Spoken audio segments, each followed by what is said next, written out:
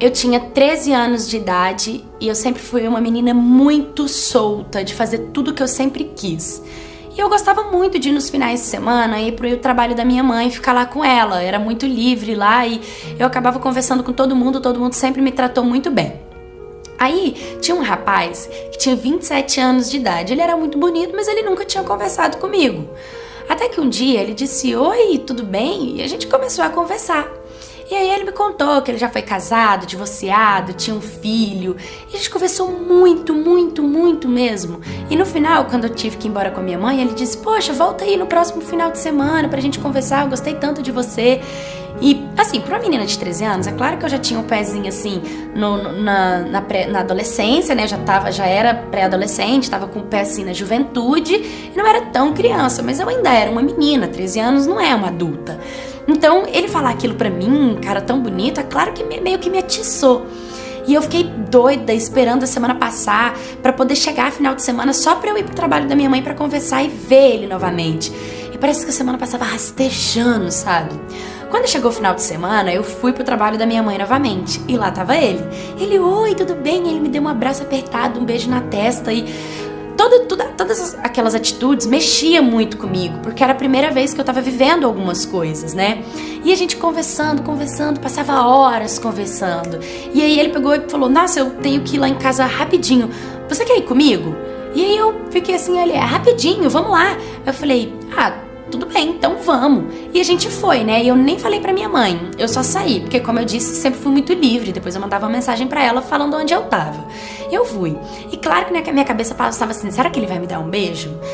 Mas também a gente só deve dar uns beijos e depois ele me traz de volta. Eu já tava assim, entendendo que tinha alguma malícia ali, né? Quando nós chegamos na casa dele, a gente tava na sala e ele me deu um beijo. E é óbvio que eu correspondi, eu queria. E aí ele me pegou no colo e me levou pro quarto dele e fechou a porta. E quando ele fechou a porta, meu coração começou a disparar e eu perguntei pra ele por que ele tinha fechado a porta do quarto. E ele disse: "Só pra gente ficar mais à vontade, calma." E aí a gente deitou, ele ligou a televisão e eu até me acalmei um pouco, né? E a gente vendo TV e tal, e ele começou a me olhar bem assim nos meus olhos, sabe? E um olhar de desejo, parecia que era muito desejo por mim. Eu fiquei meio assim e perguntei: "Por que você tá me olhando assim?" E ele respondeu: "Eu tô com fome de você." E aquela resposta dele meio que me assustou. Eu não sabia o que eu sentia e eu não entendia assim muito bem o que tava acontecendo. E aí ele pegou e começou a me beijar e me beijar loucamente. E por mais que eu quisesse ir embora, eu até falei pra ele assim, eu afastei ele e falei: "Eu acho que é melhor a gente voltar." E aí ele falou pra mim assim: "Calma, eu não vou te machucar. O que eu sinto por você e o que eu tô fazendo é amor. E amor não machuca." E claro que tudo aquilo me fazia me render, né? Eu acabava me entregando a ele. Pronto, aconteceu. Ele tirou a minha virgindade.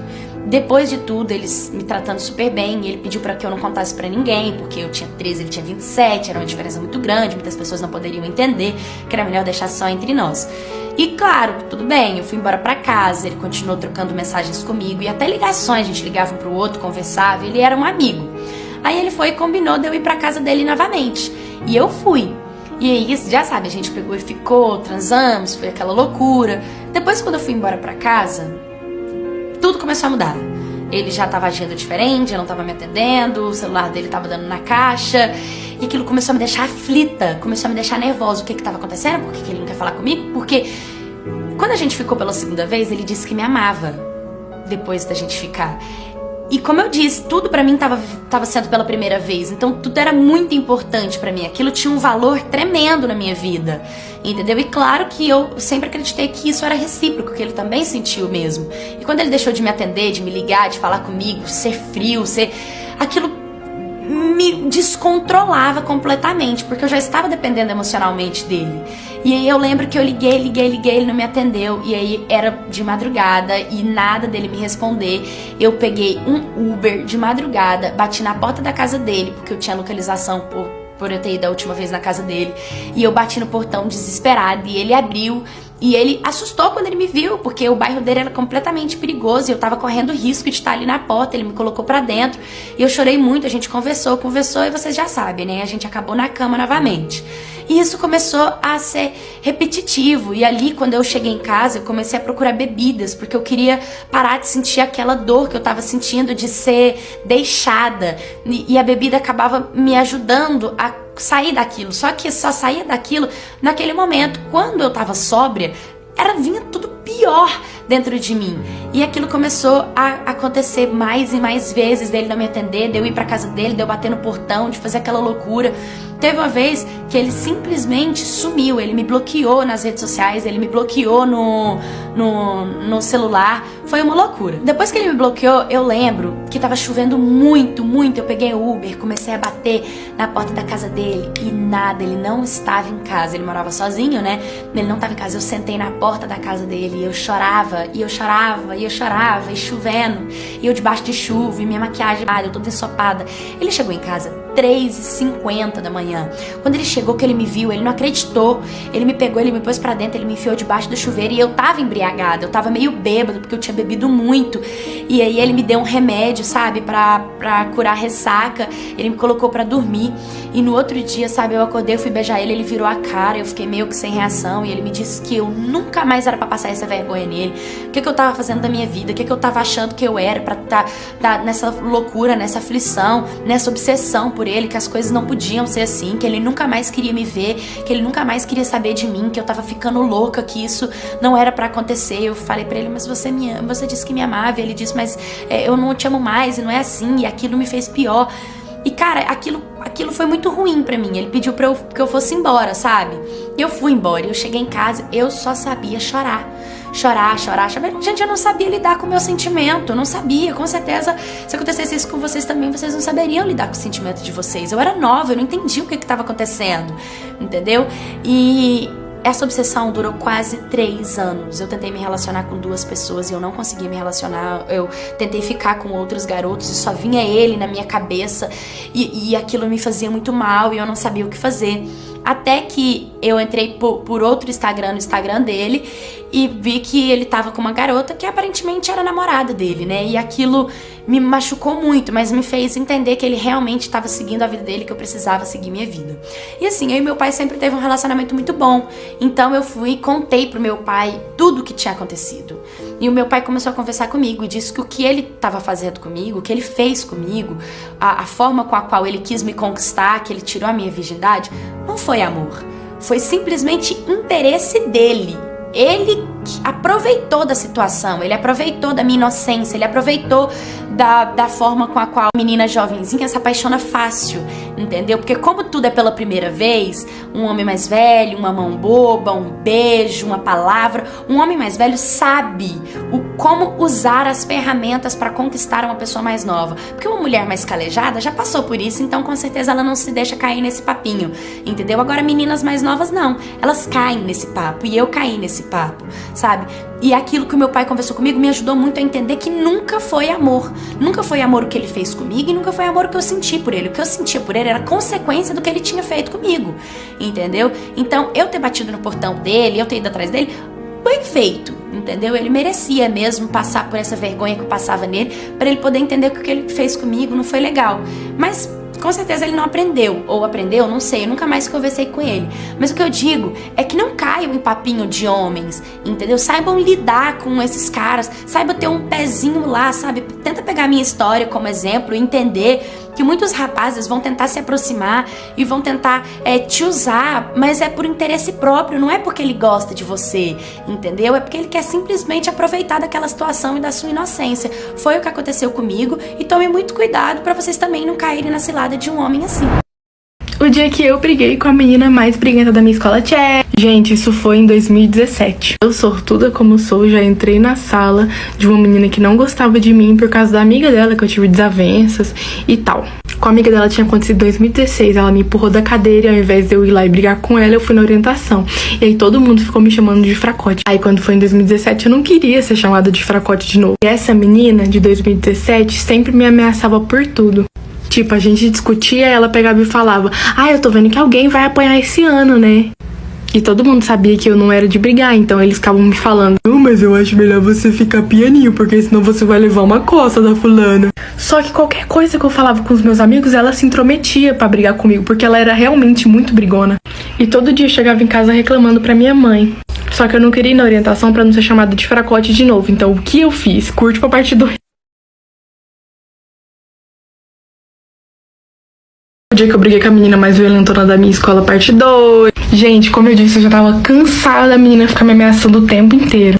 Sempre que a gente brigava, ela ia lá e falava alguma coisa que ia me bater. Aí eu tava decidida a ir conversar com ela de verdade. Falar pra ela: por que você tá fazendo isso comigo?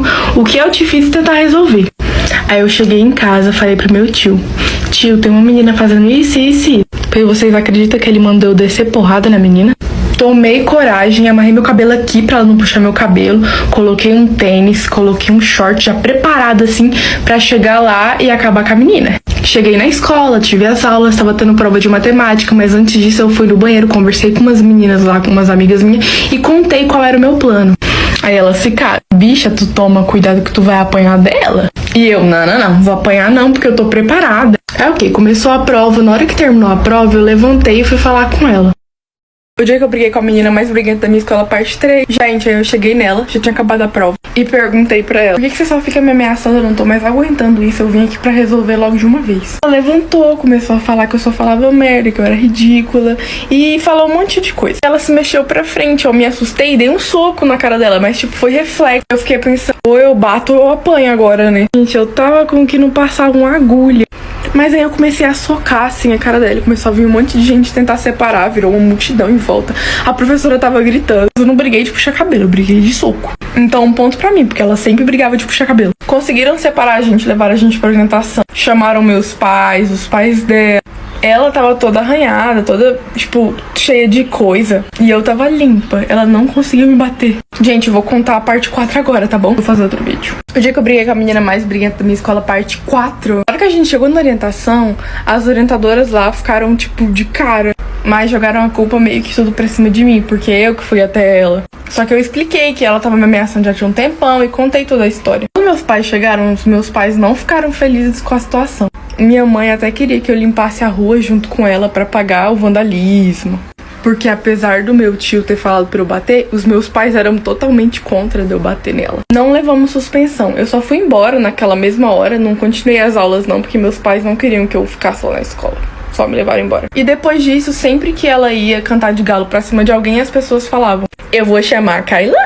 E aí nunca mais eu ouvi nenhuma história de briga dela. Depois disso, a escola parou de me chamar de fracote e começou a me respeitar também. E foi isso a história, ela não quis revanche. Depois disso, ela ficou mais quieta no canto dela, sem brigar.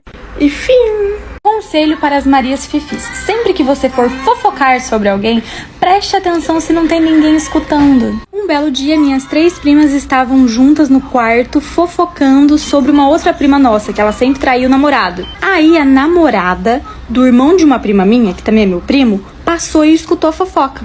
Deduziu que as meninas estavam falando mal dela, mas não era dela. Aí a confusão já estava feita, porque ela voltou pra sala e contou pra família inteira que as 3 estavam falando mal dela. Minha tia foi lá no quarto, chamou as 3 e uma delas falou: olha, eu nem tava falando de você, a gente tava falando da nossa prima. Aí a mãe dessa prima, minha tia, estava lá e já se doeu também. Aí ela continuou, falou assim: e outra coisa, eu tava falando que ela trai o namorado dela. Você trai meu irmão? Não trai. Então não é de você que a gente tá falando. Peraí, você trai meu irmão? No meio desse rolo todo, a prima que elas estavam falando mal chegou. Aí essa minha prima que chegou, que também é bem esquentada, começou a expor podre da família inteira. Eu só peguei minha pipoca e fiquei escutando pra contar pra vocês, parte do Instagram e TikTok. Ela já começou falando: vocês 3 estavam falando de mim porque sabem que todas as 3 têm podres e eu vou falar um de cada. Expôs que uma delas foi em festa e não contou pra mãe. Uma delas estava até mentindo que trabalhava. Saía de casa, não trabalhava, voltava e pegava dinheiro com o sugar daddy. Bom, não sei se é verdade, né? Foi isso que ela expôs, só tô jogando aqui. Mas na minha época de estagiária, eu não tinha bolsa da Chanel. Até hoje não tenho, né? A outra, ela disse que já traiu o namorado, mas ela jura que não traiu. Sabe aquela menina que passou perto da porta, escutou e por isso deu esse rolo todo? Expôs ela também. Você trai o namorado que eu sei até com quem? Com a minha amiga. Falei: minha gente, que isso? É muita fofoca pra eu contar num vídeo só. Enfim, depois disso, várias pessoas da minha família não se falam mais. Gente, só uma pergunta. Vocês sabem se bronzeamento artificial derrete o senso da pessoa? Porque hoje a gente tava numa reunião com amigos e aí chegou uma menina com o namorado dela e ela tinha feito bronzeamento artificial. Quando o namorado dela saiu pra pegar almoço, ela começou a dar em cima do namorado de uma outra amiga nossa, que ela sabia que tinha namorado, até porque eles chegaram juntos. Ela olhou pra ele e falou assim: olha, você já ficou com alguma mulher que fez bronzeamento artificial? Porque fica muito bonito, se você quiser eu te mostro. Ele respondeu que queria ver. Eu e o Kenny saímos de perto, eu fiquei só observando de longe. Os dois foram pro andar de cima desse clube que a gente tava. Eu subi atrás, né, porque eu sou dessas. Mas eu subi com a namorada dele, que eu não sou tonta. Nesse andar superior tinham algumas salas, que é pra reunião. Ela estava lá dentro, sem blusa, mostrando o bronzeamento artificial pra ele. A gente abriu a porta bem nessa hora. Vocês têm noção? Acho que vocês não têm noção do que a namorada dele fez. Parte 2 do Instagram e TikTok. Eu faria o mesmo. Quando a namorada abriu a porta e viu o namorado dela vendo o bronzeamento artificial de outra, ela fechou a porta, eu fiquei pro lado de fora. Mas foi assim, coisa de 2 segundos. Ela saiu, não deu tempo deles falarem absolutamente nada. Ela saiu, foi embora.